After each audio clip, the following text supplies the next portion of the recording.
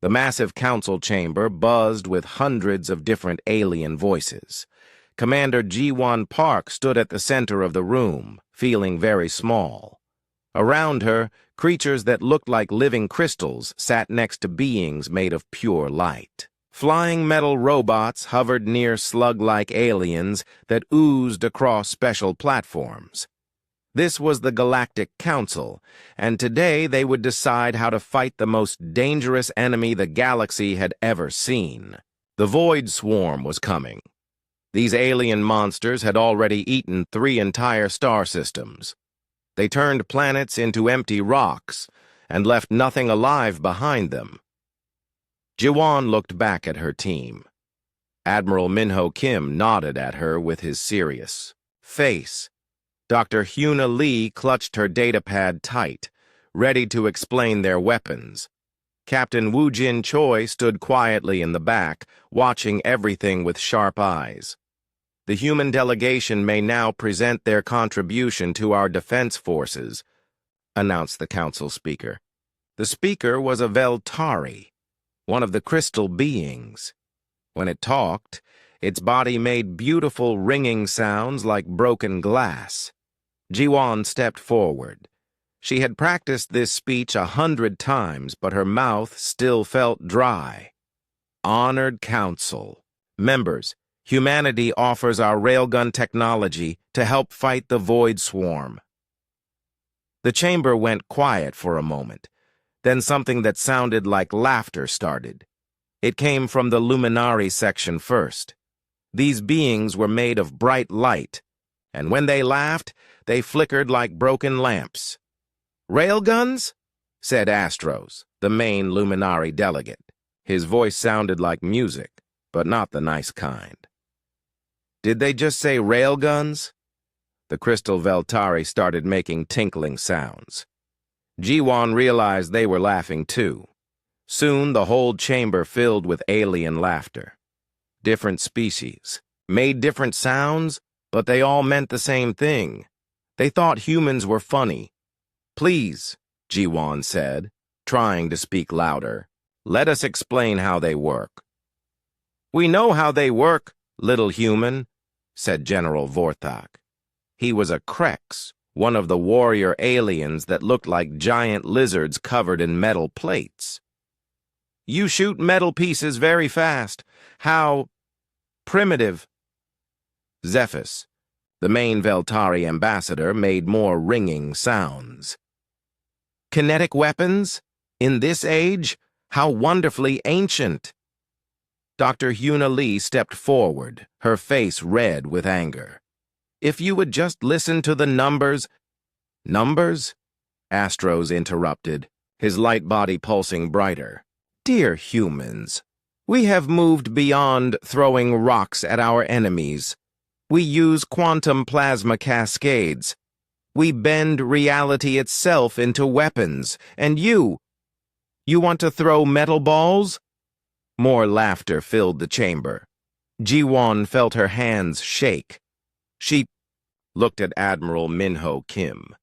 His face was like stone, but she could see the anger in his eyes. "Our railguns can reach 15% of light speed," Hyuna said, her voice getting louder. "The kinetic energy transfer is 15%? Vorthak's laugh was like rocks grinding together. "Our phase cannons work at the speed of thought. Our quantum torpedoes exist in multiple dimensions at once, and you think speed matters? The penetration capabilities alone—" Hyuna tried again. "Penetration?" Zephys made more crystal sounds. "Why penetrate when you can simply unmake your enemy at the molecular level? Why use force when you can convince matter to stop existing?" "Captain." Woojin Choi had heard enough. He walked forward, his boots making loud sounds on the metal floor. Everyone stopped laughing and looked at him. He was not a big man, but something about him made the aliens pay attention. "You want to know why we use railguns," he said. His voice was calm but cold. "Because they work." "Work?" Astros flickered with amusement. Everything works, primitive human. The question is elegance, art, the beauty of advanced science. We have fought wars for 10,000 years, Vorthak added. We have learned that sophistication wins battles. Crude weapons are for crude minds.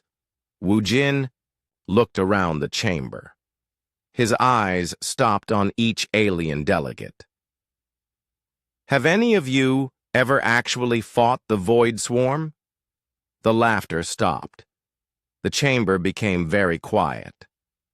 We have observed their capabilities, Zephys said, but his crystal body dimmed a little. Observed, Wu Jin repeated. From how far away? The data shows that they adapt to energy weapons very quickly, Admiral Minho Kim said, stepping up next to Wu Jin. They absorb plasma, redirect lasers, and phase through quantum attacks within hours of first contact, which is why we are developing new forms of energy manipulation, Astros said. More complex, more advanced approaches. More of what already doesn't work, Hyuna said under her breath. What was that? Vorthak demanded. Hyuna looked up at the giant lizard alien. I said, more of what already doesn't work. You're trying to outthink an enemy that eats thinking itself. You're using complex solutions against something that gets stronger from complexity. And you think simple solutions are better? Zephys asked. I think working solutions are better, Ji-won said, finding her voice again. Our railguns don't give the Void Swarm anything to adapt to, no energy to absorb, no exotic particles to redirect, just mass and velocity. Just mass and velocity, Vorthak repeated, shaking his big head. The thinking of children. Children. Who have never lost a battle to the Void Swarm, Wu Jin said quietly. You have never fought them at all. Astros flared brighter. No, Wu Jin agreed. But when we do, we'll win. The chamber exploded with alien laughter again. This time it was louder and nastier. Some aliens were pointing at the humans. Others were making gestures that probably meant rude things in their languages. The council speaker rang his crystal body like a bell to get attention. The council thanks the human delegation for their interesting proposal. However, we feel that more advanced species should handle the primary combat operations. What does that mean? Minho asked. It means, Zephys said with crystal music in his voice, that you can help with supplies, carry ammunition for real weapons, provide support services, leave the actual fighting to those who understand modern warfare. You're giving us janitor? Duty, Ji-won said. Support roles are very important, Astro said, but his light body was still flickering with amusement. Someone must maintain the supply lines while the adults handle the dangerous work. Admiral Minho Kim's jaw tightened. We came here to help. And you are helping, Vorthak said, by staying out of the way. Wu Jin looked around the chamber one more time. Every alien face showed the same thing. They thought humans were cute, harmless, stupid, like pets that had learned to talk. Fine, he said. We'll take support roles. Ji-won looked at him in shock. Captain? We'll stay in the back, Wu Jin continued. Far from the real fighting, just in case you need us to carry. Supplies? Something in his voice made Admiral Minho Kim smile just a little. Dr. Hyuna Lee looked confused, but she stayed quiet. Excellent, the speaker said. The Krex will lead the primary assault. The Veltari will provide tactical support. The Luminari will handle advanced energy coordination. Humans will maintain supply lines and provide emergency assistance if required. If required, Wu Jin repeated. Of course. As the council session ended, aliens walked past the human delegation. Many of them were still laughing. Some made comments in their own languages. The words were different, but the meaning was clear. Humans were the weakest species in the galaxy. Walking back to their ship, Ji-Wan caught up with Captain Woojin Choi. "Why did you agree to that? They basically told us we're useless." Woojin stopped walking and looked at her. For the first time that day, he smiled. It was not a nice smile.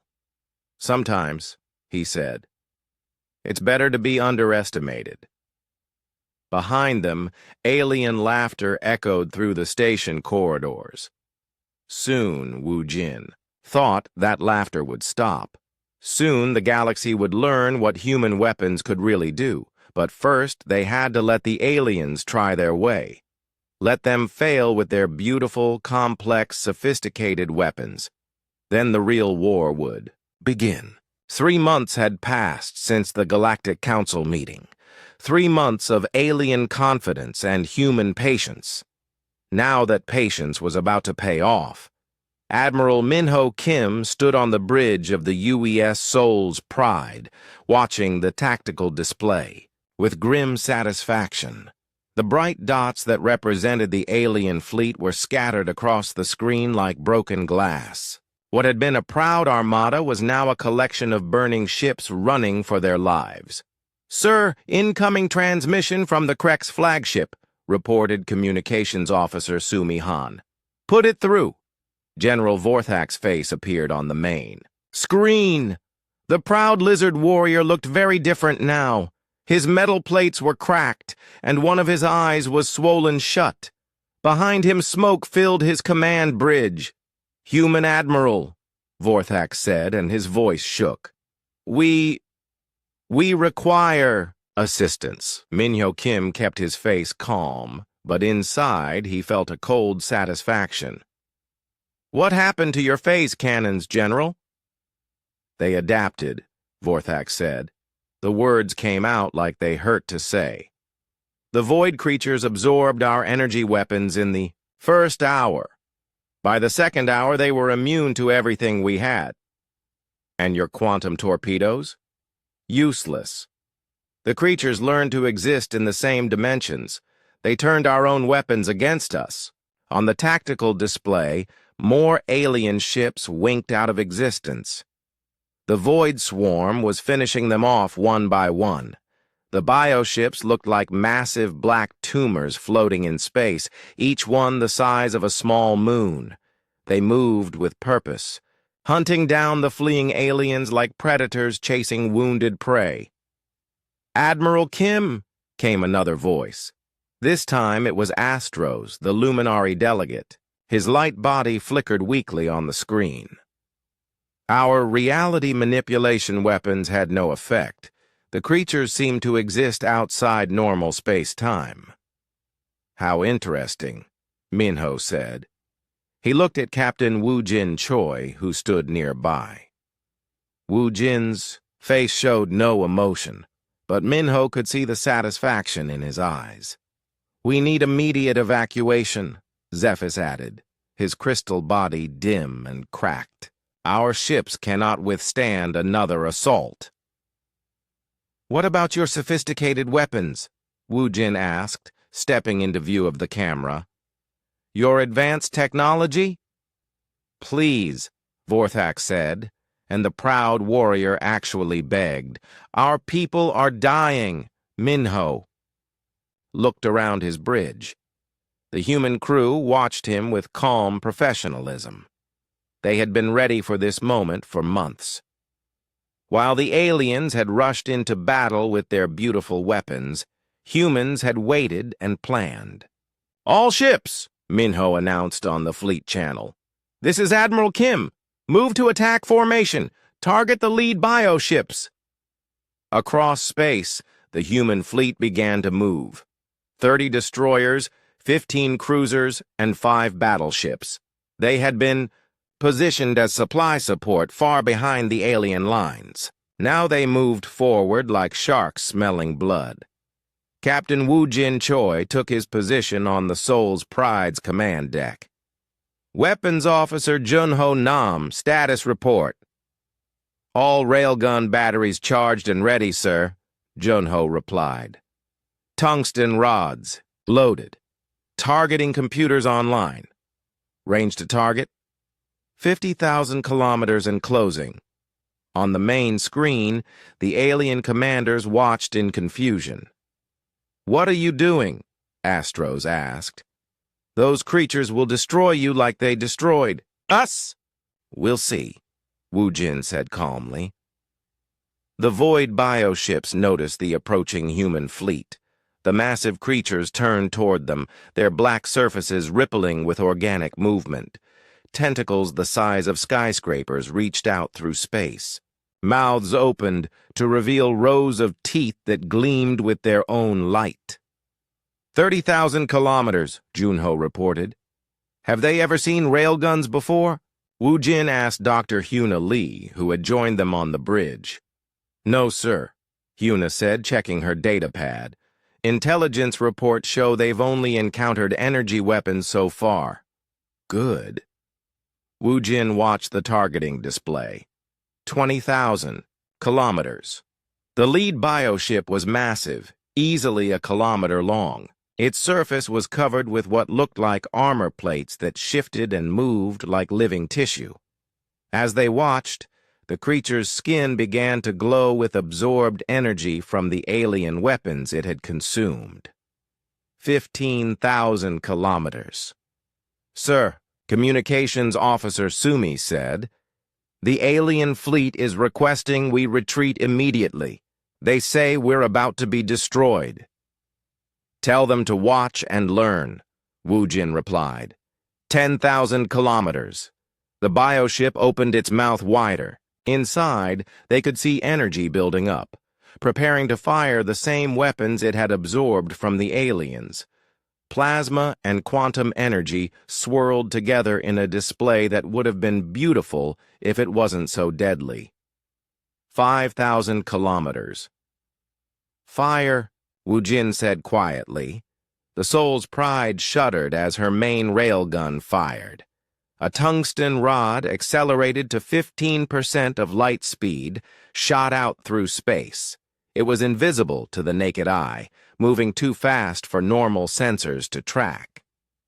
The bioship had no time to react. The rod struck its center mass with the force of a nuclear weapon.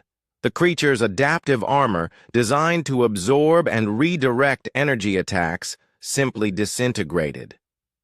The tungsten rod punched through the bioship like it was made of paper, creating a hole 5 meters wide that went all the way through. For a moment, nothing happened. Then the bioship began to collapse. Its massive body folded in on itself as internal structures failed. Within seconds, the kilometer-long creature was nothing but floating debris. The bridge of the soul's pride was completely silent. On the communication screens, the alien commanders stared in shock. Their mouths hung open. Their eyes were wide with disbelief. All ships, Wu Jin announced calmly. Target acquired. Continue firing. The human fleet opened up with everything they had. 30 railgun destroyers fired in sequence, their tungsten rods creating a constant stream of kinetic death. The bioships, confused by weapons they couldn't absorb or adapt to, began dying one after another.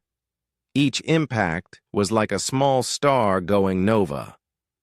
The void creatures tried to dodge, but railgun projectiles moved too fast.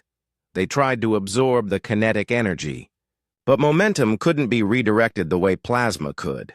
They tried to adapt their armor, but there was nothing to adapt to except basic physics. Impossible, Astros whispered, his light body flickering with confusion. Those are just metal rods. Just metal rods moving at 45,000 kilometers per second, Dr. Huna Lee said with satisfaction. Kinetic energy equals 1/2 mass times velocity squared. At those speeds, even a small mass carries enough energy to destroy a mountain. But they're so Simple, Zephys said. Simple works, Wu Jin replied. On the tactical display, the Void Swarm was in full retreat. Bioships that had seemed unstoppable minutes before were fleeing toward the edge of the system. Several tried to jump to hyperspace, but human targeting, computers had calculated their escape routes. Railgun rounds were already waiting for them when they dropped back into normal space. Admiral, Junho reported, enemy fleet is scattered. Estimate 70% casualties. Pursuit course? Already laid in, sir. Minho Kim opened a channel to the remaining alien ships. This is Admiral Kim to all coalition vessels. The immediate threat has been neutralized. Begin rescue operations. For survivors. How? Vorthak asked, his voice full of amazement. How did you destroy them so easily? We didn't outthink them, Minho explained. We didn't try to match their complexity. We just hit them very, very hard. But your weapons are so primitive, Astro said. Primitive? Wu Jin looked at the alien on the screen. General, what's the most primitive force in the universe? I don't understand. Gravity, Dr. Yuna Lee answered. Gravity is just mass attracting mass. Simple, basic, fundamental. And gravity shapes galaxies. Our railguns work on the same principle, Wu Jin continued. Mass times acceleration. The most basic physics in existence. But we've made it very, very efficient. Captain Sora Nam's voice came over the radio from the science vessel Sejong. Admiral, preliminary scans show the void creatures have no mechanism for dealing with pure kinetic force. Their entire adaptive system is built around energy manipulation. Which means? Minho asked. Which means they're helpless against railguns, Sora replied. It's like trying to catch a bullet with a butterfly net. The alien commanders looked at each other through their communication links. The same species that had laughed at human technology, 3 months ago now, stared in awe at the floating debris that had once been an unstoppable enemy. Admiral Kim, Vorthak said slowly, we owe you an apology. No, Minho replied. You owe us your attention. This was just a scouting force. The real Void Swarm is still coming. And you think your railguns can stop them too? Wu Jin smiled, and this time it was a nice smile. General, you haven't seen our battleships yet. In the distance, the human fleet regrouped. Damage reports came in showing minimal casualties. The alien fleet, by contrast, had lost 2/3 of their ships in the first hour of combat. The galaxy's most advanced military forces had been crushed by an enemy that absorbed their sophisticated weapons. But humans, with their primitive railguns, had scattered the same enemy in minutes. Sir, Communications Officer Sumi said, we're receiving priority messages from Galactic Command. They want a full report on our weapons' effectiveness. Tell them, Minho said, that the initial test was successful, and tell them to prepare the heavy platforms. I think the galaxy is about to change its mind about human technology. Around them, space was full of floating debris from the void bioships. Not one. Dr. Hyuna Lee stood in the main laboratory of the UES Sejong, surrounded by pieces of destroyed void bioship. The research vessel had become the most important ship in the galaxy overnight. Every alien commander wanted to understand what they had just witnessed. Are you ready for the broadcast? Captain Sora Nam asked, checking the communication equipment. I've been ready for 3 months, Hyuna replied, adjusting her lab coat. Ever since they laughed at us in the council chamber. The main screen flickered to life, showing dozens of alien faces. General Vorthak was there, his wounds bandaged but his eyes alert. Astro's flickered weakly, his light body still dim from the recent battle. Zephyr's crystal form had several cracks, but he leaned forward with interest. "Honored delegates," Huna began, "you asked for an explanation of how our weapons work. I'm happy to provide one." She gestured to a large piece of void biomaterial, floating in a containment field. The organic armor was black and glossy, with a surface that seemed to shift and move even though the creature was dead. "First, let's understand what we're fighting," Huna said. "This is void bioarmor. Watch what happens when I hit it with a standard plasma beam." She activated a small plasma cannon, the same type used by Krek's warriors. The bright energy beam struck the biomaterial, which immediately began to glow. The armor absorbed the plasma completely, then started to change. New layers formed on its surface, each one designed to better handle plasma attacks. "Fascinating," Astros said. "Complete energy absorption and adaptive response. Now watch this," Huna continued. She fired a laser at the same piece of biomaterial. Again, the armor absorbed the energy and adapted. This time it developed a reflective surface that bounced the laser beam harmlessly away. "The void creatures learn from every energy attack," she explained. "Plasma, lasers, quantum beams, reality manipulation fields, they absorb the energy and build defenses against it. Within hours, they become immune to whatever you used." "We observed this in battle," Vorthak said grimly. "Our best weapons became useless very quickly." "Because you were feeding the enemy," Huna said. "Every shot made them stronger. Every advanced weapon gave them new abilities to copy." She moved to another piece of equipment. "Now, let me show you what railguns do differently." This time, she had a much smaller piece of biomaterial in a different containment field. Instead of energy weapons, she had a simple mechanical launcher, basically a tiny version of a railgun that could fire metal pellets. "This projectile is steel, moving at only 1% of light speed," she said. "Much slower than our actual weapons, but it will demonstrate the principle." She fired the launcher. The steel pellet, no bigger than a marble, struck the biomaterial. With a sharp crack, the organic armor didn't absorb anything. It didn't glow or change or adapt. Instead, it simply broke. A clean hole appeared where the pellet had punched through. "Where did the energy go?" she asked the watching aliens. "Into the impact?" Zephys said uncertainly. "Exactly. But not energy that the creature can use. Kinetic energy doesn't work, like other energy forms. When something moving very fast hits something else, the energy has to go somewhere. It becomes heat, sound, and structural damage. The void creatures can't absorb momentum the way they absorb plasma." Engineer Donghan Yu joined her on screen, wheeling in a larger piece of equipment. "This is a scale model of our destroyer-class railgun," he explained. "Same principles, smaller size." "Show them the calculations," Captain Sora Nam suggested. Huna pulled up a holographic display showing mathematical equations. Kinetic energy equals 1/2 mass times velocity squared. The key word is squared.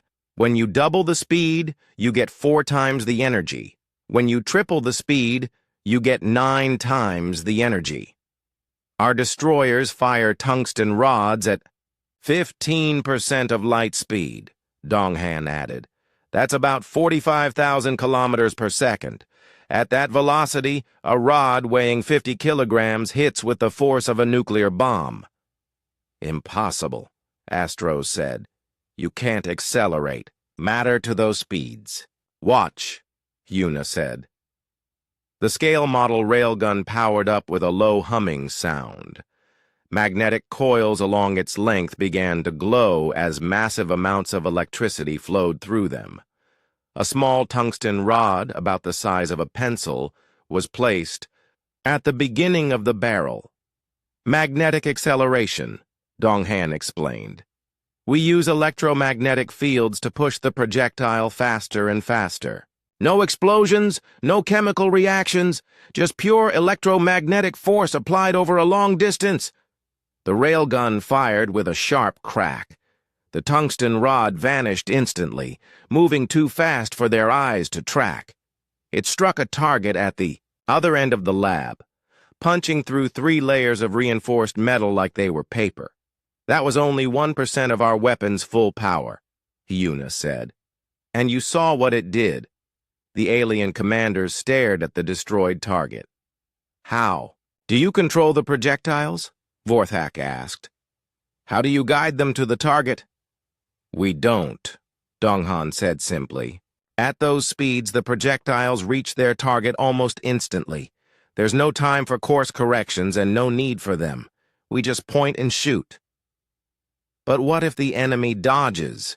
Zephys asked. How do you dodge something you can't see? Coming, Hyuna replied. Our projectiles move at a significant fraction of light speed.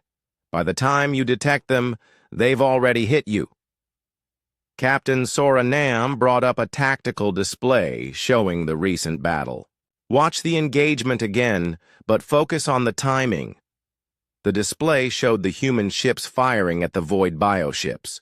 From the railguns to the targets, thin lines appeared marking the projectiles' paths. Numbers showed the travel time. 0.003 seconds, Sora said. That's how long it took our rounds to reach the enemy from 5,000 kilometers away. Less than 3,000ths of a second. The void creatures had no chance to react, Hyuna added. No time to adapt, no time to dodge, no time to activate. Defenses. The first thing they knew about our attack was when it hit them. This is why we use primitive kinetic weapons, Donghan said. They're not primitive, they're fundamental. Energy weapons are complicated. They require exotic particles, complex field interactions, advanced targeting systems. Railguns just require physics. Astros flickered with confusion. But surely there are limitations? Range, accuracy, power requirements? Hyuna smiled. Range is limited only by gravity and the expansion of the universe. In space, there's no air resistance to slow down our projectiles. A railgun round fired correctly could travel between star systems. Accuracy depends on our targeting computers, which are very good, Sora added. And as for power requirements, she gestured to another display showing energy consumption data.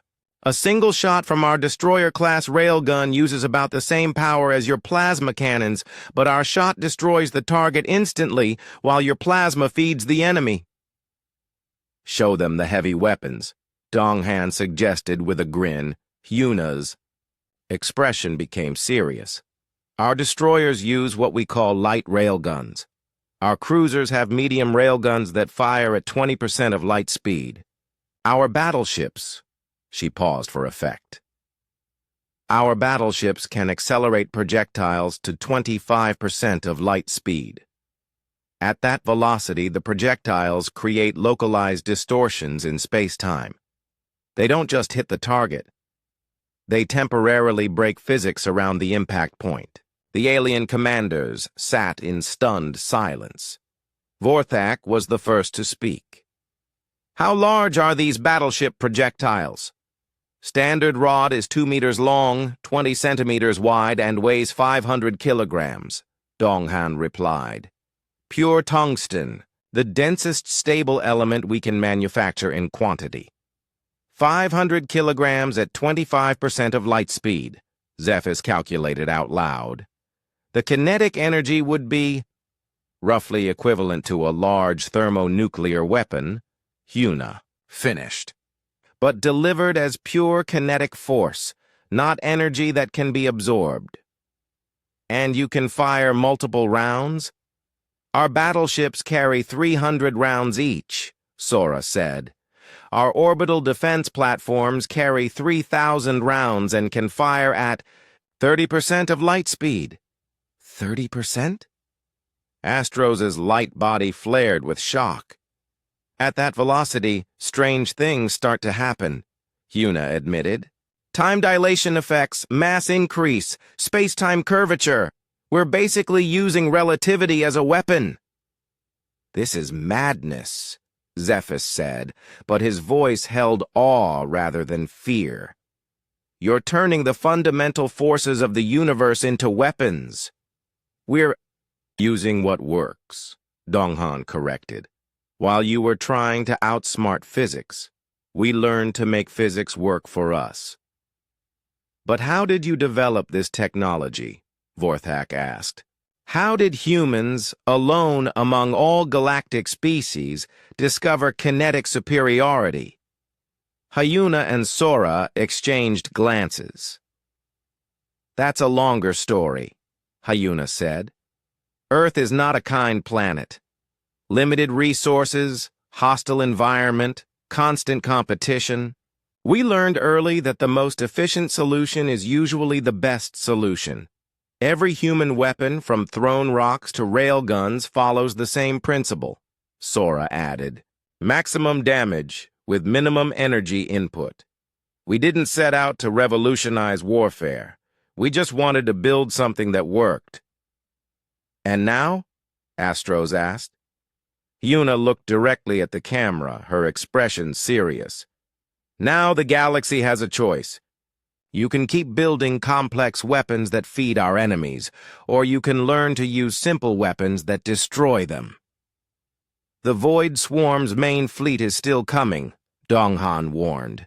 The warning came at 0300 hours, ship time.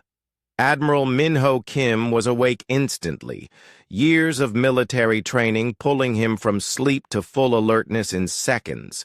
The priority alarm meant only one thing. The main Void Swarm had arrived. Sir, you need to see this, Communications Officer Sumi Han said, as Minho stepped onto the bridge of the Soul's Pride. Her voice was steady, but he could hear the tension underneath. The main tactical display showed something that made Minho's blood run cold. Where the advance force had been a dozen bioships, this was a swarm of thousands. They emerged from hyperspace like a plague of locusts, filling the outer edge of the Kepler system with organic death. Count? He asked. Still calculating, sir, replied sensor operator Kyung Park. Estimate over 3,000 individual bioships. Sizes range from destroyer class to... He paused, checking his readings again. Sir, some of these are larger than space stations. Captain Wu Jin Choi joined them on the bridge, already in full uniform despite the early hour. Any word from the alien fleets? They're requesting immediate retreat, Sumi reported. General, Vorthak says his remaining ships can't handle another engagement. What about our reinforcements? Minho asked. Wu Jin smiled grimly. Fleet Admiral Sun Mi Kang arrived 2 hours ago with the Terra Defense Fleet. She's waiting at the rally point, with 5 battleships and supporting vessels. Good. What about the orbital platforms? Platform commanders report ready for activation, Kyung said. All weapons charged and targeting systems online. Minho studied the tactical display. The Void Swarm was moving slowly, cautiously. They had learned from their earlier defeat and were being more careful this time. Some of the bioships showed visible modifications. Thicker armor, redundant organs, multiple cores instead of single targets. They're adapting, Wu Jin observed. To energy weapons, yes, Minho replied. But kinetic force is kinetic force. You can't evolve around physics. Admiral, Sumi said, incoming message from Admiral Kang. The main screen showed a woman in her 50s with steel-gray hair and sharp eyes. Fleet Admiral Sun Mi Kang had commanded humanity's home defense forces for 20 years. If anyone understood the capabilities of human weapons, it was her. Minho, she said without preamble. I've been watching the enemy formation. They're spreading out to minimize our effectiveness. Smart of them, Minho replied. What's your assessment? Individual targets are harder, but we have more firepower now. My battleships can reach 25% of light speed, and I brought some new toys. She smiled, and it was not a pleasant expression. How do you feel about field testing? Our experimental weapons? What kind of experimental weapons? Let me show you. The screen split to show a view from one of Kang's battleships. In the ship's forward launch bay sat something that made Minho whistle softly. It was a railgun projectile, but unlike anything he had seen before. Where normal rounds were simple tungsten rods, this one was covered with fins and guidance systems. Smart rounds, Kang explained. Self-guiding, course-correcting, target-seeking railgun projectiles. We can fire them at maximum velocity, and they'll adjust their path to hit moving targets. How is that possible? Wu Jin asked. At those speeds, guidance systems should be torn apart by acceleration forces. New materials, Kang said proudly. Crystalline matrices that can handle the stress. Each round has its own microcomputer and maneuvering thrusters. They're expensive as hell, but they never miss. Impressive, Minho said. What else did you bring? Cluster rounds. Instead of one large projectile, we fire packages that split into dozens of smaller ones. Perfect for taking out swarm formations. She paused. And bunker busters. Bunker busters? Kang's smile grew wider. Penetrating rounds designed to punch through heavy armor before detonating internally. They carry conventional explosives but delivered at railgun velocities. The kinetic impact gets us through their defenses. Then the explosion destroys them from the inside. Admiral, sensor operator Kyung interrupted. The Void Swarm is beginning its approach. Estimated time to engagement range, 30 minutes. Minho nodded. Signal all human vessels. Battle formation Alpha 7. Admiral Kang, position your battleships for maximum firepower coverage. Already moving, Kang replied. What about our alien friends? They can provide support if they want, Wu Jin said. Energy shields, electronic warfare, search and rescue. Keep them away from the actual fighting. Sir, Sumi said, General Vorthak is requesting permission to join the battle line. Denied, Minho said immediately. We can't afford to have ships that will just feed the enemy. On the tactical display, the human fleet took position. It was smaller than the alien armadas that had fought before, but it moved with precision and purpose. Destroyers formed the outer screen, cruisers took middle positions, and battleships anchored the center.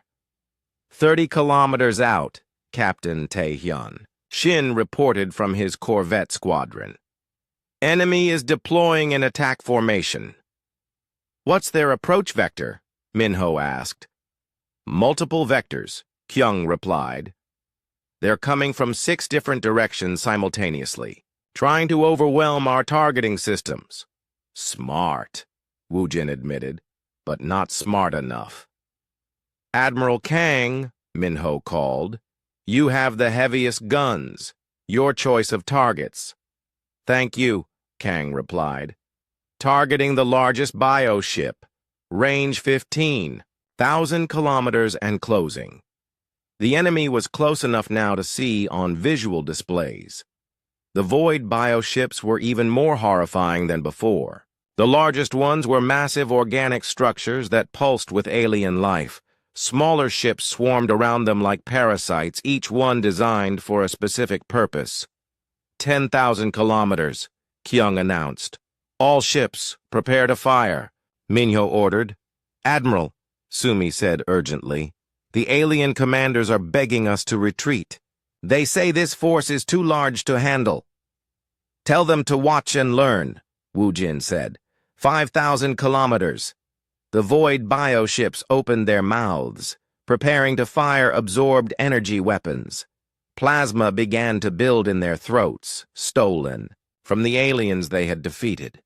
"Fire," Minho said calmly. The human fleet opened up with everything they had. Destroyer-class railguns fired first, sending streams of tungsten rods at 15% of light speed. The smaller bioships, hit by multiple projectiles, simply disintegrated. Then the cruisers fired, their heavier rounds moving at 20% of light speed, punched through the armor of medium-sized bioships like bullets through tissue paper. The creatures had evolved thicker armor, but physics didn't care about evolution. Finally, Admiral Kang's battleships spoke. 5 massive railguns fired simultaneously, their smart rounds adjusting course in flight to strike the largest bioships with surgical precision.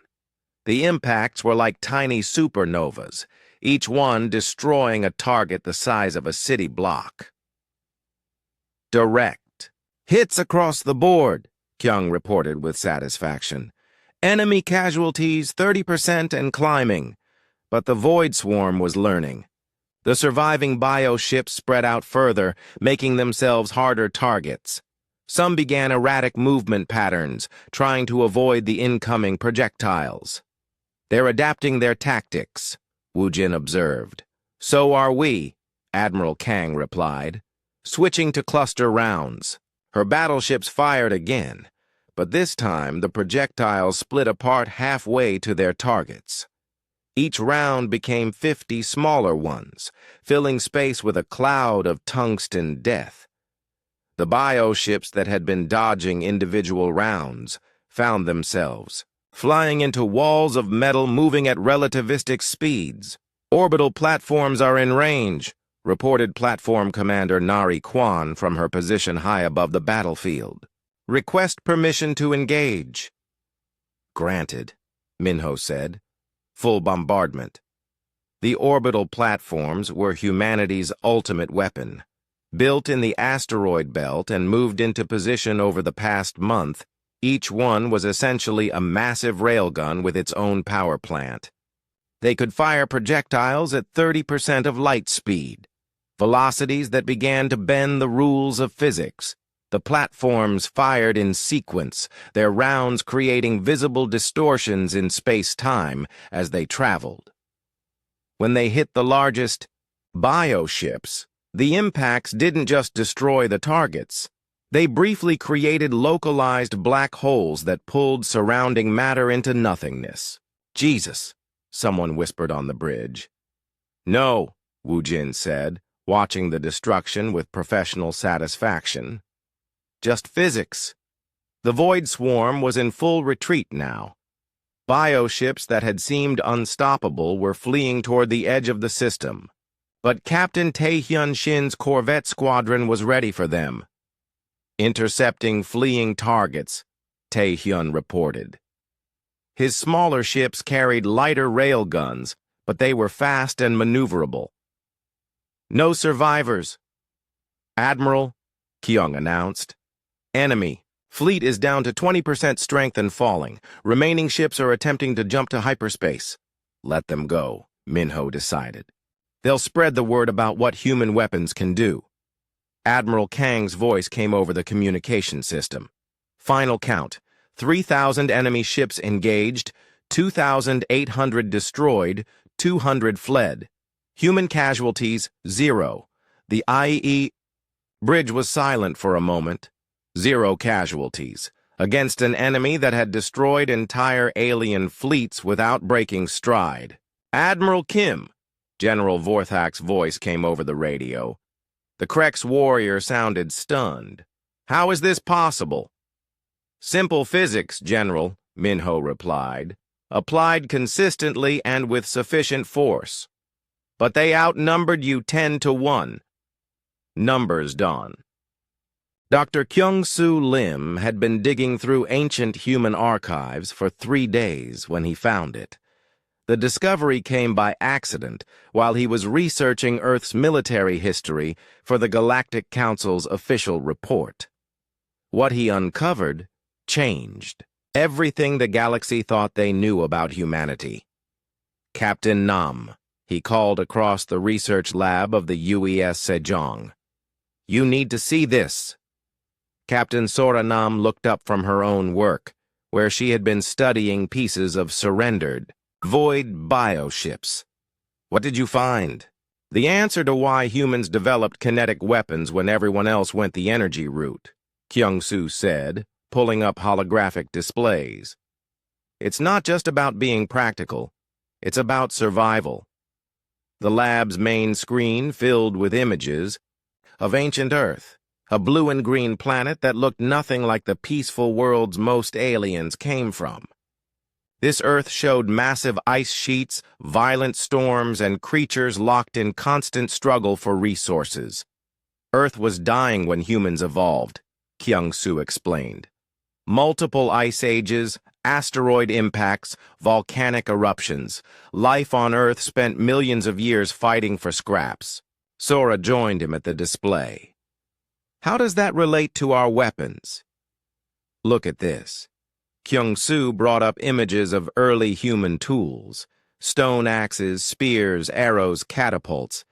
Every single human weapon, from the first sharp rock to modern railguns, follows the same design principle: maximum damage with minimum energy input.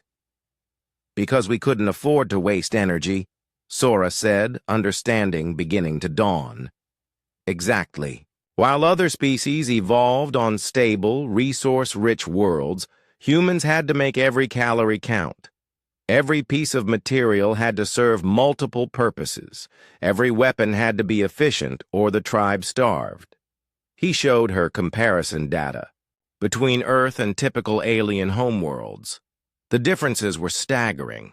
Most alien species came from planets with stable climates, abundant resources, and few predators. Earth was a hell world by comparison. Unstable weather, scarce resources, and everything trying to kill everything else. Dr. Lim, came Admiral Minho Kim's voice over the communication system. The Galactic Council is asking for your preliminary findings. Send them up here, Kyung-soo said. This is something they need to see in person. 20 minutes later, the lab was crowded with alien delegates who had been transported over from their ships. General Vorthak had to duck to fit through the doorway, while Astros's light form flickered nervously in the corner. Zephyr's crystal body rang softly as he moved. Honored delegates, Kyung-soo began. You asked how humans developed superior kinetic weapons. The answer lies in understanding where we come from. He activated the holographic display, showing Earth during humanity's early evolution. The planet looked hostile and unwelcoming, with vast ice sheets covering most continents. This is Earth during the Pleistocene epoch, when early humans were developing their first technologies, he explained. Average global temperature was 12 degrees colder than today. Food was scarce, predators were everywhere, and the climate could kill you just as easily as any monster. Fascinating, Zephyr said, his crystal form dim with concentration. But how does this relate to military development? Dr. Hyuna Lee joined the presentation, bringing up weapon evolution charts. Because humans couldn't afford waste. Look at this progression. The display showed the development of human weapons over thousands of years. Sharp stones became spears. Spears became arrows. Arrows became bullets. Bullets became railgun projectiles. Every improvement focused on the same thing, Hyuna explained. Hit harder, use less energy, never miss. We couldn't waste materials on complex weapons because we barely had enough materials to survive. But surely other species faced similar challenges, Astros said, his light form pulsing with curiosity. No, Kyung-soo said simply, they didn't. He brought up data on typical alien homeworlds. Veltari Prime had a stable orbit with minimal temperature variation. The luminary evolved in energy-rich nebulas where power was essentially unlimited. The Krek's homeworld was a paradise of abundant prey and perfect hunting conditions. You all developed weapons based on what was easy for you, Sora said. The Veltari had abundant crystals, so you made crystal-based energy weapons. The Luminari had unlimited energy, so you made energy manipulation tools.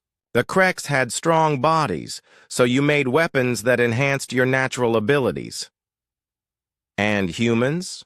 Vorthak asked. Humans had rocks, Kyungsu said. So we learned to throw rocks really, really well. The aliens looked at each other in confusion. That seems primitive, Zephys said carefully. It is primitive, Huna agreed. But it's also universal. Every planet has rocks. Every species understands kinetic force. Every enemy can be hurt by something moving fast enough. Show them the efficiency comparison, Sora suggested. Kyungsu brought up energy cost analyses. A Veltari plasma cannon requires exotic crystals, complex focusing arrays, and massive power systems. Total energy cost per shot, 10,000 units. A human railgun requires metal, electromagnets, and electricity. Total energy cost per shot, 100 units.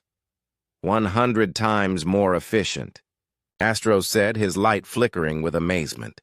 And that's just the beginning, Hyuna added. Our railguns get more efficient as they get bigger. Your energy weapons get more complex and harder to maintain. Captain Moran O's voice came over the communication system. Doctors, you might want to include the philosophical aspect. The what? Vorthak asked. Moran's image appeared on a side screen. She was calling from the human diplomatic vessel, where she had been analyzing alien military doctrines. General, how do your people view warfare?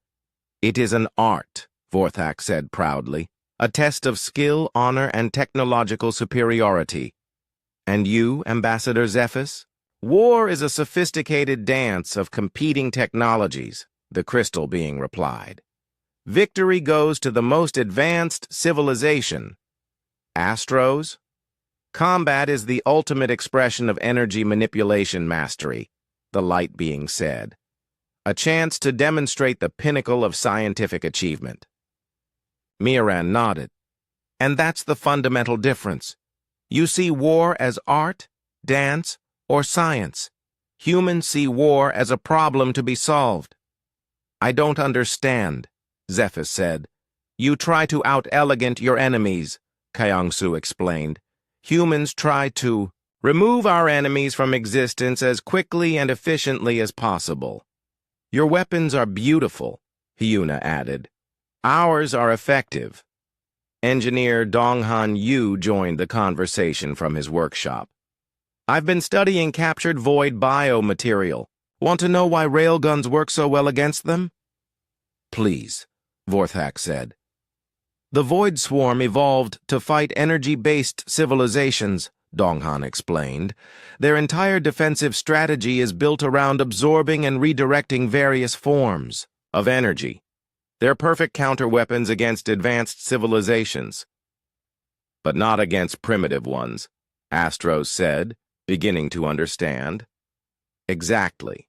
They can absorb our railgun's electrical charge while it's in the barrel, but once the projectile is fired, there's no energy left to absorb, just mass and velocity. The Void Swarm is designed to defeat sophistication, Sora concluded. But humans never became sophisticated. We just became very, very good at throwing rocks. The lab fell silent as the aliens processed this information. Their entire understanding of technological development had been turned upside down. The most primitive weapons in the galaxy were actually the most advanced because they had been perfected by necessity. There's something else, Kyungsu said quietly. The Void Swarm isn't random. They specifically target energy-rich civilizations because that's what they feed on. They're not trying to conquer the galaxy. They're trying to harvest it. What do you mean? Zephys asked. They eat advanced technology, Kyung-Soo explained. Every energy weapon you fire feeds them.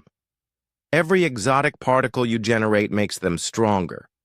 They're not invaders, they're parasites that feed on sophistication. And Earth? Astros asked. Earth has almost nothing they want, Sora said, with a grim smile. We're too primitive to be worth eating, but we're also too dangerous to ignore.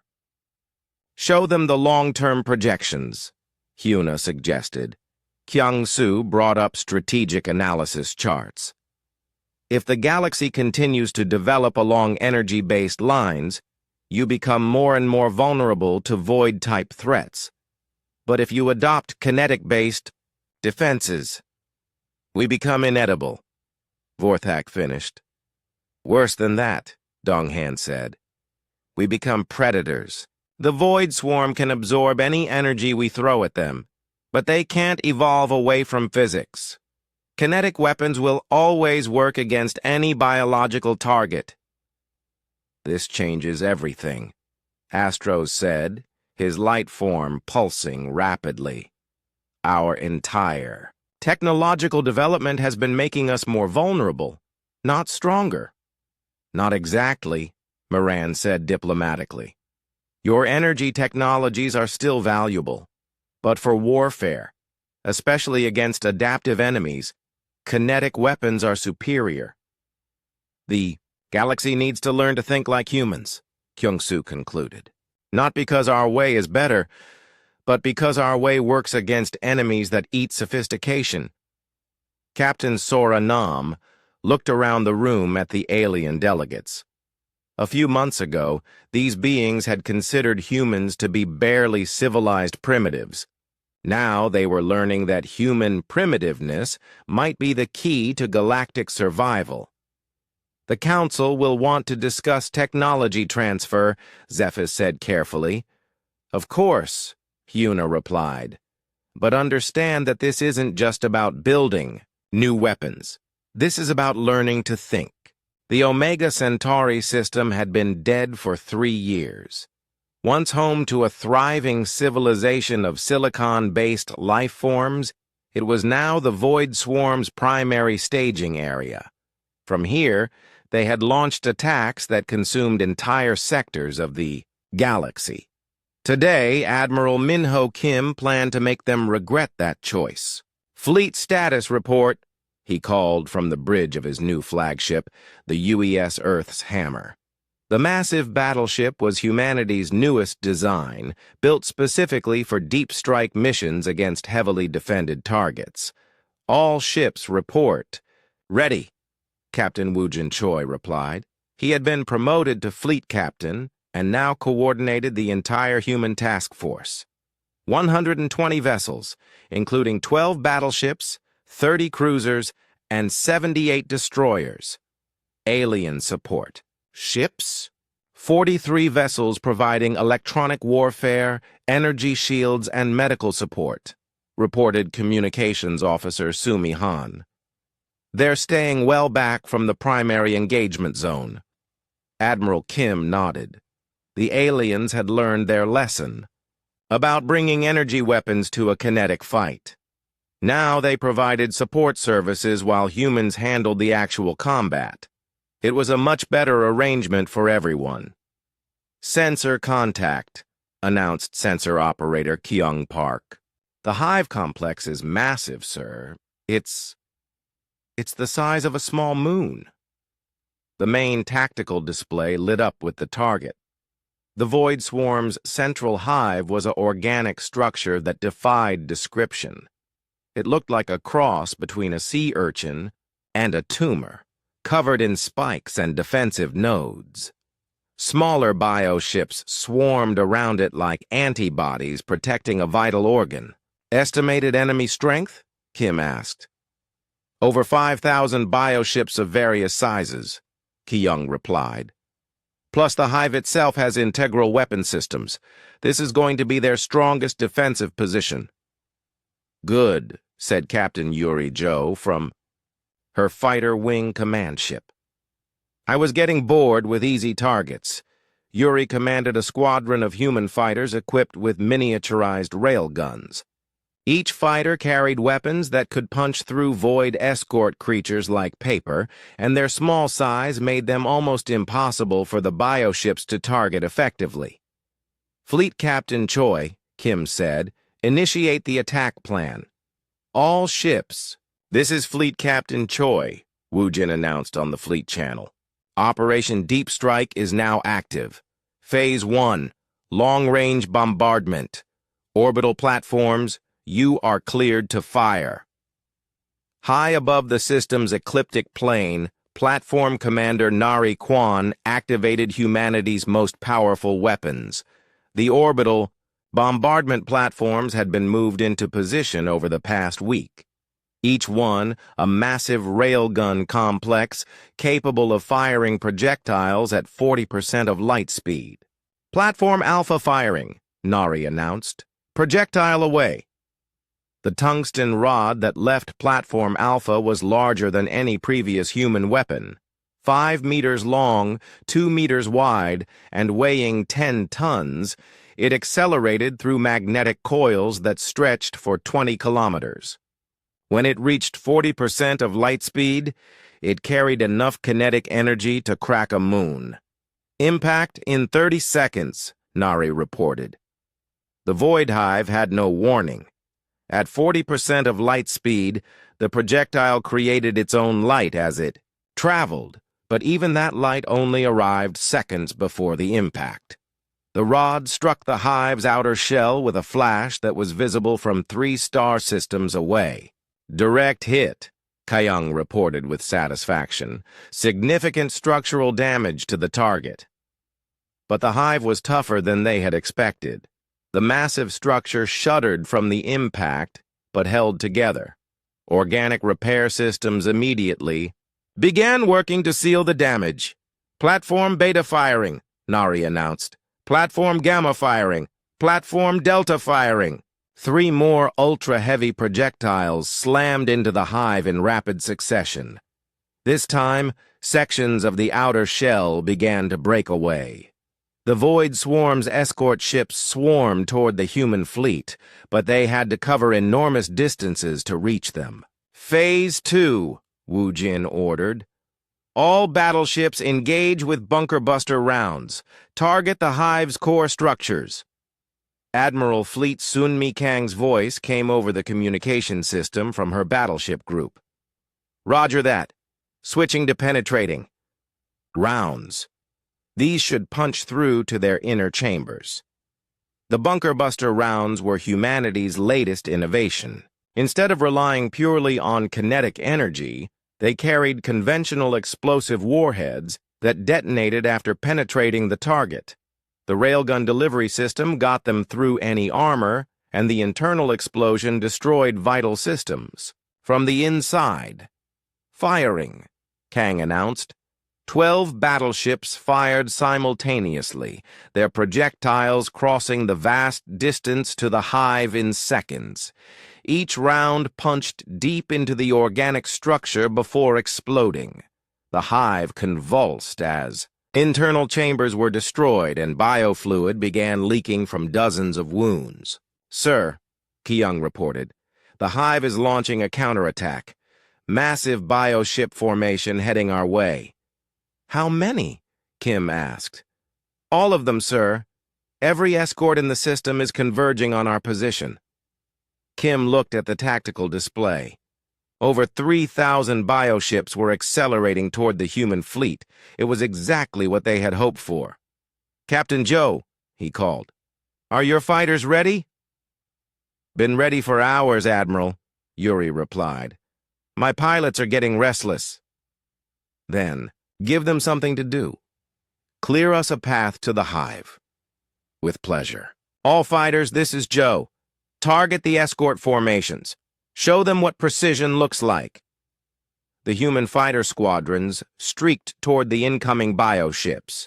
Each fighter was tiny compared to the massive organic vessels, but they carried weapons. That made size irrelevant. Miniaturized railguns fired tungsten flechettes at 20% of light speed, turning each fighter into a precision strike platform. "First contact in 30 seconds, Yuri announced. The bioships opened fire with absorbed energy weapons, filling space with plasma and exotic particles. But human fighters were small and fast, dodging between the energy beams while returning. Fire with devastating accuracy. "Splash 1, reported fighter pilot Jae-hyun Yoon. "These things are still just as vulnerable to kinetic strikes." "Splash 2, added pilot Seo-yoon Cho. "Their escort tactics haven't improved either."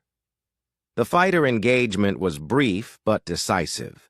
Human weapons technology gave them an overwhelming advantage against enemies that had evolved to fight energy-based civilizations. Within minutes, the Void escort formations were scattered and broken. "Path is clear," Yuri reported. "You have a straight shot to the hive." "Fleet Captain Choi," Kim said. "Take us in. Close-range assault." The human fleet accelerated toward the wounded hive. As they closed distance, more details became visible on the tactical screens. The structure was even more alien up close, with organic architecture that seemed to shift and move even as they watched. 5,000 kilometers, Wu Jin announced. "All ships, prepare for concentrated fire." "Target identified," called Targeting Officer Min Seok An from his station. "Large central chamber appears to be the primary control node." "All ships," Kim ordered. "Focus fire on that chamber. Maximum rate of fire." The human fleet opened up with everything they had. Destroyers firing 15% of light speed, cruisers at 20%, battleships at 25%. The concentrated barrage turned the space around the hive into a storm of relativistic projectiles. The hive's outer shell, already weakened by the orbital bombardment, began to disintegrate under the sustained assault. Layer after layer of organic armor peeled away as tungsten rods punched through structures that had taken the Void Swarm decades to grow.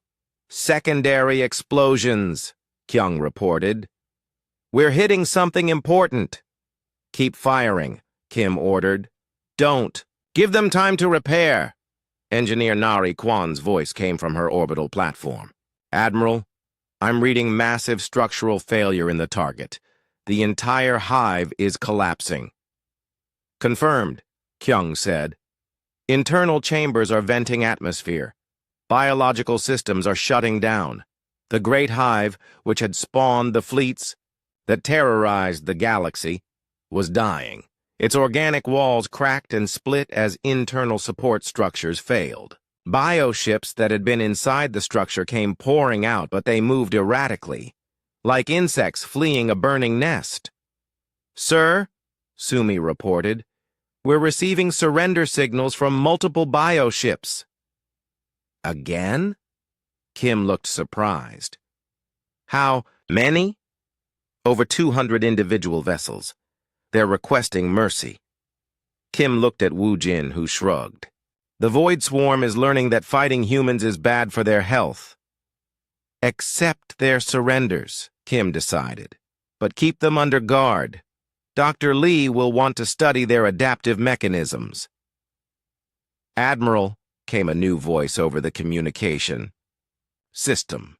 It was Dr. Insu Park, Jiwon's younger brother, calling from the research vessel Galileo. "The surrendering bioships are trying to communicate something important." "What kind of something?" "They're warning us about a larger threat, something they call the Deep Hunger. The Void Swarm we've been fighting is apparently just the advanced scouts for something much worse." Kim felt a chill run down his spine. "How much worse?" "They're showing us images of galaxies that have been completely consumed, not just the inhabited systems. Every star, every planet, every piece of matter turned into biomass." "When?" Wu Jin asked. Unknown, but the surrendering bioships seem to think that our kinetic weapons might be the only thing that can stop it. Kim looked around his bridge. His crew had just destroyed the Void Swarm's primary staging area with minimal casualties.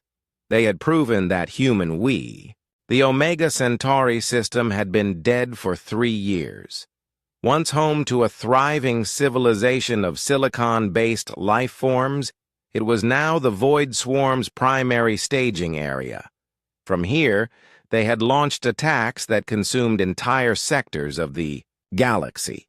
Today, Admiral Minho Kim planned to make them regret that choice. Fleet status report, he called from the bridge of his new flagship, the UES Earth's Hammer. The massive battleship was humanity's newest design, built specifically for deep strike missions against heavily defended targets. All ships report. Ready, Captain Woojin Choi replied. He had been promoted to fleet captain and now coordinated the entire human task force. 120 vessels, including 12 battleships, 30 cruisers, and 78 destroyers. Alien support. Ships? 43 vessels providing electronic warfare, energy shields, and medical support, reported Communications Officer Sumi Han. They're staying well back from the primary engagement zone. Admiral Kim nodded. The aliens had learned their lesson about bringing energy weapons to a kinetic fight. Now they provided support services while humans handled the actual combat. It was a much better arrangement for everyone. Sensor contact, announced sensor operator Kyung Park. The hive complex is massive, sir. It's the size of a small moon. The main tactical display lit up with the target. The Void Swarm's central hive was an organic structure that defied description. It looked like a cross between a sea urchin and a tumor, covered in spikes and defensive nodes. Smaller bioships swarmed around it like antibodies protecting a vital organ. Estimated enemy strength? Kim asked. Over 5,000 bioships of various sizes, Kyung replied. Plus the hive itself has integral weapon systems. This is going to be their strongest defensive position. Good, said Captain Yuri Jo from her fighter wing command ship. I was getting bored with easy targets. Yuri commanded a squadron of human fighters equipped with miniaturized railguns. Each fighter carried weapons that could punch through void escort creatures like paper, and their small size made them almost impossible for the bioships to target effectively. Fleet Captain Choi, Kim said, initiate the attack plan. All ships. This is Fleet Captain Choi, Woojin announced on the fleet channel. Operation Deep Strike is now active. Phase 1, long-range bombardment. Orbital platforms, you are cleared to fire. High above the system's ecliptic plane, Platform Commander Nari Kwan activated humanity's most powerful weapons. The orbital bombardment platforms had been moved into position over the past week. Each one a massive railgun complex capable of firing projectiles at 40% of light speed. Platform Alpha firing, Nari announced. Projectile away. The tungsten rod that left Platform Alpha was larger than any previous human weapon. 5 meters long, 2 meters wide, and weighing 10 tons, it accelerated through magnetic coils that stretched for 20 kilometers. When it reached 40% of light speed, it carried enough kinetic energy to crack a moon. Impact in 30 seconds, Nari reported. The Void Hive had no warning. At 40% of light speed, the projectile created its own light as it traveled, but even that light only arrived seconds before the impact. The rod struck the hive's outer shell with a flash that was visible from 3 star systems away. Direct hit, Kyung reported with satisfaction. Significant structural damage to the target. But the hive was tougher than they had expected. The massive structure shuddered from the impact, but held together. Organic repair systems immediately began working to seal the damage. Platform beta firing, Nari announced. Platform gamma firing. Platform delta firing. 3 more ultra-heavy projectiles slammed into the hive in rapid succession. This time, sections of the outer shell began to break away. The Void Swarm's escort ships swarmed toward the human fleet, but they had to cover enormous distances to reach them. Phase 2, Wu Jin ordered. All battleships engage with bunker buster rounds. Target the hive's core structures. Admiral Fleet Sun Mikang's voice came over the communication system from her battleship group. Roger that. Switching to penetrating. Rounds. These should punch through to their inner chambers. The bunker buster rounds were humanity's latest innovation. Instead of relying purely on kinetic energy, they carried conventional explosive warheads that detonated after penetrating the target. The railgun delivery system got them through any armor, and the internal explosion destroyed vital systems. From the inside. Firing, Kang announced. 12 battleships fired simultaneously, their projectiles crossing the vast distance to the hive in seconds. Each round punched deep into the organic structure before exploding. The hive convulsed as internal chambers were destroyed and biofluid began leaking from dozens of wounds. Sir, Kyung reported, the hive is launching a counterattack. Massive bioship formation heading our way. How many? Kim asked. All of them, sir. Every escort in the system is converging on our position. Kim looked at the tactical display. Over 3,000 bioships were accelerating toward the human fleet. It was exactly what they had hoped for. Captain Joe, he called. Are your fighters ready? Been ready for hours, Admiral, Yuri replied. My pilots are getting restless. Then, give them something to do. Clear us a path to the hive. With pleasure.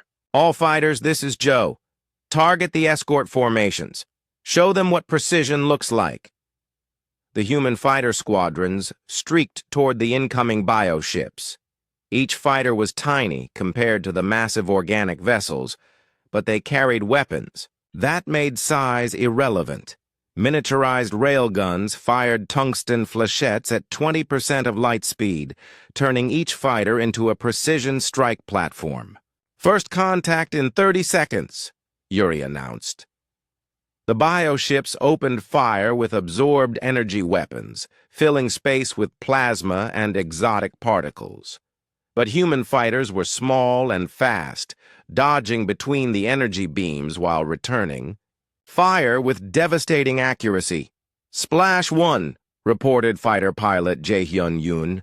These things are still just as vulnerable to kinetic strikes. Splash 2, added pilot Seo-yoon Cho. Their escort tactics haven't improved either. The fighter engagement was brief but decisive. Human weapons technology gave them an overwhelming advantage against enemies that had evolved to fight energy-based civilizations. Within minutes, the Void escort formations were scattered and broken. Path is clear, Yuri reported. You have a straight shot to the hive. Fleet Captain Choi, Kim said. Take us in. Close-range assault. The human fleet accelerated toward the wounded hive. As they closed distance, more details became visible on the tactical screens. The structure was even more alien up close, with organic architecture that seemed to shift and move even as they watched. 5,000 kilometers, Wu Jin announced. All ships, prepare for concentrated fire. Target identified, called Targeting Officer Min Seok An from his station. Large central chamber appears to be the primary control node. All ships, Kim ordered. Focus fire on that chamber. Maximum rate of fire. The human fleet opened up with everything they had. Destroyers firing 15% of light speed, cruisers at 20%, battleships at 25%. The concentrated barrage turned the space around the hive into a storm of relativistic projectiles. The hive's outer shell, already weakened by the orbital bombardment, began to disintegrate under the sustained assault. Layer after layer of organic armor peeled away as tungsten rods punched through structures that had taken the Void Swarm decades to grow. "Secondary explosions," Kyung reported. "We're hitting something important." "Keep firing," Kim ordered. "Don't. Give them time to repair." Engineer Nari Kwan's voice came from her orbital platform. "Admiral, I'm reading massive structural failure in the target. The entire hive is collapsing." "Confirmed," Kyung said. "Internal chambers are venting atmosphere. Biological systems are shutting down. The great hive, which had spawned the fleets that terrorized the galaxy, was dying. Its organic walls cracked and split as internal support structures failed. Bioships that had been inside the structure came pouring out, but they moved erratically, like insects fleeing a burning nest. "Sir," Sumi reported, "we're receiving surrender signals from multiple bioships." "Again?" Kim looked surprised. "How many?" "Over 200 individual vessels. They're requesting mercy." Kim looked at Wu Jin, who shrugged. "The Void Swarm is learning that fighting humans is bad for their health." "Accept their surrenders," Kim decided, "but keep them under guard. Dr. Lee will want to study their adaptive mechanisms." "Admiral," came a new voice over the communication system. It was Dr. Insu Park, Jiwon's younger brother, calling from the research vessel Galileo.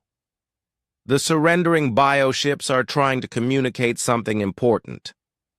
"What kind of something?" "They're warning us about a larger threat, something they call the Deep Hunger. The Void Swarm we've been fighting is apparently just the advanced scouts for something much worse." Kim felt a chill run down his spine. "How much worse?" "They're showing us images of galaxies that have been completely consumed, not just the inhabited systems. Every star, every planet, every piece of matter turned into biomass." "When?" Wu Jin asked. "Unknown, but the surrendering bioships seem to think that our kinetic weapons might be the only thing that can stop it." Kim looked around his bridge. His crew had just destroyed the Void Swarm's primary staging area with minimal casualties. They had proven that the emergency session of the Galactic Council was unlike anything in recorded history. For the first time in thousands of years, the Great Chamber was silent. No alien laughter, no condescending whispers, no displays of technological superiority. Just quiet fear and desperate hope. Admiral Minho Kim stood where Commander Jiwon Park had stood 6 months earlier. But everything had changed. Where humans had once been dismissed as primitives, they were now the acknowledged saviors of galactic civilization. The species that had been given support roles now commanded the respect and gratitude of every alien empire. "The Void Swarm's central hive has been destroyed," Kim announced to the assembled delegates. "Their main fleet is scattered or surrendered. The immediate threat to populated systems has been eliminated." Scattered applause echoed through the chamber, but it was subdued. Everyone knew this was only a temporary victory. "However," Kim continued, "interrogation of surrendered bioships has revealed a larger threat. What we call the Deep Hunger is approaching this galaxy. According to our prisoners, it consumes entire galactic clusters." The chamber remained silent. Even General Vorthak, the proud Krex warrior, looked subdued as he sat in his reinforced chair. His once mighty fleet had been reduced to a handful of support vessels. The same was true for every alien military force in the galaxy. "Admiral Kim," said Astros, his light form dim and flickering, "the Luminary Assembly wishes to formally apologize for our earlier assessment of human technology." The Veltari collective echoes this sentiment, added Zephys, his crystal body showing visible cracks from recent battles. We were wrong to dismiss your weapons as primitive. Apology accepted, Kim replied diplomatically. But apologies won't stop the deep hunger. Dr. Insu Park stepped forward from the human delegation. As the galaxy's leading expert on void biotechnology, his research had become crucial to understanding their enemies. The surrendered bioships have been very cooperative, he reported. They've shown us tactical data about the deep hunger's capabilities. It's sobering. He activated a holographic display showing images provided by the captured void creatures. The deep hunger looked like a living galaxy. Billions of organic ships moving in perfect coordination, consuming everything in their path. Size estimate? Asked Fleet Admiral Sunmi Kang from her position near the human delegation. Conservative estimate, 10 million capital ships, each larger than our biggest battleships, Insu replied, plus supporting vessels in the billions. Alien delegates looked at each other with growing despair. Even with human kinetic weapons, those numbers seemed impossible to fight. There's more, Insu continued. The deep hunger doesn't just consume organic matter. It breaks down planets, stars, even space-time itself. It turns entire star systems into raw material for building more ships. How long do we have? Asked Captain Moran. Oh, from her position as the new human diplomatic liaison. The bioships. Estimate 18 months until the deep hunger reaches the outer rim of our galaxy, Insu replied. 2 years until it hits the core worlds. The chamber erupted in panicked voices as aliens spoke in dozens of different languages. Fear was universal, even if its expression varied by species. Admiral Kim raised his hand for silence. We have a plan. The panic stopped instantly. Every alien eye, sensor, and attention-focusing organ turned toward the human admiral. The Void Swarm taught us something important, Kim said. Kinetic weapons work against any biological target. Because you can't evolve away from physics. The deep hunger, no matter how large, is still bound by the same physical laws. But the scale, Vorthak protested. How can we possibly build enough weapons to fight 10 million capital ships? We don't fight them ship to ship, replied Fleet Captain Woo Jin Choi, stepping up beside Kim. We fight them physics to physics. Dr. Huna Lee joined the presentation, bringing up technical diagrams that made several aliens gasp in shock. Ladies, gentlemen, and sentient beings, she said, I present the Stellar Lance Project. The holographic display showed something that looked like a space station crossed with a railgun, but the scale was enormous. The structure stretched for hundreds of kilometers and was anchored to an entire asteroid. This is a solar-powered mass accelerator, Hyuna explained. It uses the output of an entire star to accelerate projectiles to 50% of light speed. 50%? Astros flickered with amazement. That's impossible. No, it's just very difficult, Engineer Donghan Yu said, joining the presentation. At those velocities, the projectiles carry enough kinetic energy to destroy multiple capital ships with each shot. How many of these weapons can you build? Zephys asked. We're already building them, Kim said with a slight smile. Every major star system in human space is getting one. Plus, we're offering the technology to any species willing to help with construction. The catch? Vorthak asked suspiciously. No catch, Mirano replied. But there is a condition. Any species that wants access to Stellar Lance technology has to accept human military command. The chamber fell silent again. This was the moment everyone had been avoiding. The formal acknowledgement that humanity now controlled galactic defense. You're asking us to surrender our military independence, Astro said carefully. We're asking you to be realistic. Wu Jin replied bluntly. Your energy weapons don't work against adaptive enemies. Your tactics assume opponents that fight fair. Your entire military philosophy is based on showing off rather than winning. That's harsh, Zephys said, but his crystal tone carried no real protest. It's accurate, Dr. Huna Lee said. We've analyzed 6 months of combat data. Every time alien forces engage the Void Swarm alone, they lose. Every time they follow human tactical doctrine, they win. Because human tactics are simple, added Captain Yuri Jo from her fighter command position. See enemy, shoot enemy, enemy dies. No complexity for the enemy to adapt to. Platform Commander Nari Kwan's voice came over the communication system from her orbital station. Honored delegates, I've been coordinating defense construction across 12 star systems. The aliens who follow human engineering principles finish their fortifications weeks ahead of schedule. Those who insist on their own methods, well, they're still arguing about aesthetic designs.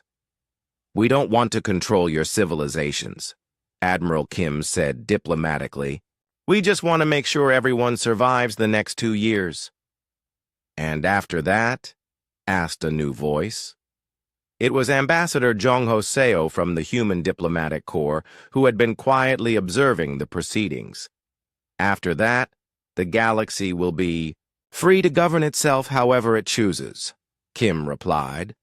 But the military command structure that wins this war will remain in place for future threats. Dr. Insu Park brought up new holographic displays showing the construction progress on various defense projects. The good news is that we're ahead of schedule on most platforms. The bad news is that even with stellar lances, we'll be outnumbered 1,000 to 1. Then how do we win? Vorthak asked. We don't fight their whole fleet at once, Wu Jin explained. We use the galaxy's geography against them. Force them to come through choke points where our weapons have maximum effectiveness.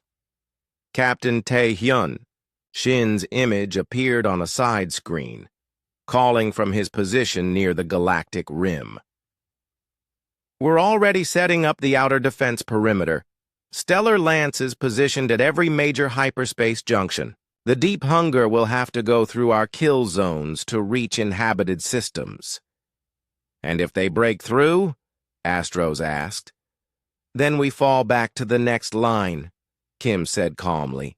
And the next, and the next. Each time we make them pay a terrible price for every light year they advance. A fighting retreat, Vorthak said with something approaching approval. The first sound military strategy I've heard from any species in decades. It's not about strategy, Kim corrected. It's about mathematics. We have limited resources, unlimited targets, and a specific time frame. The optimal solution is to maximize enemy casualties while minimizing our own. Humans, Zephys said with a crystal laugh that held no humor. You reduce warfare to arithmetic.